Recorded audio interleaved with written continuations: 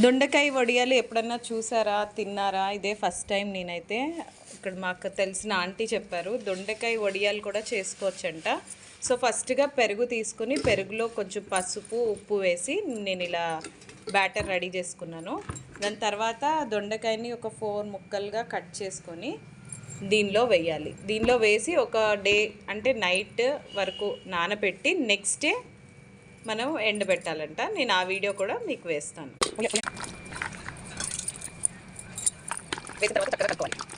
ఇలా వేసాక ఈవినింగ్ లోపు 2-3 సార్లు కలుపుతూ ఉండాలి, ఎందుకంటే ముక్కలన్నిటికీ అది పెరుగు అనేది పట్టాలి కాబట్టి. మజ్జిగ నానబెట్టాలి. ఇట్లా మజ్జిగ అయిపోయాక ఎండబెట్టి 2-3 సార్లు అన్నా ఖచ్చితంగా కలపాలంట. మనం చల్లమిర్చి చేస్తాం కదా, అదే ప్రొసీజర్, బట్ ఇది దొండకాయ వేస్తున్నాం, అంతే డిఫరెన్స్.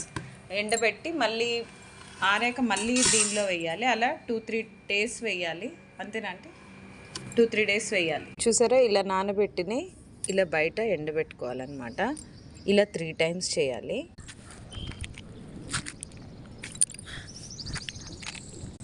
ఈ వడియాలో కుప్పలా కాకుండా కొంచెం ఇట్లా దూరంగా పెడితే తొందరగా డ్రై అయిపోతాయి అన్నమాట. మళ్ళీ మనం వేసుకోవాలి, పెరుగులో వేసి మళ్ళీ రేపు కూడా ఇలానే ఆరేయాలి. 3 డేస్ ఇలా పెరుగులో వేసి మళ్ళీ మార్నింగ్ ఎండవేయడం, మళ్ళీ పెరుగులో వేయడం. వేసినప్పుడు ఇవి కలుపుతూ ఉండాలి. కలుపుతూ ఉంటే ఏంటంటే అన్ని ముక్కలకి పడుతుంది.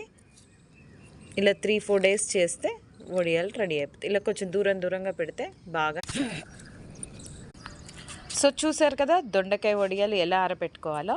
3 డేస్ మీరు పెరుగులో వేయాలి, మళ్ళీ మార్నింగ్ ఇలా ఆరేయాలి. ఆరేసాక బాగా డ్రై అయిపోతాయి. చూడండి, మీకు ఆ వీడియో కూడా నేను పెడతాను.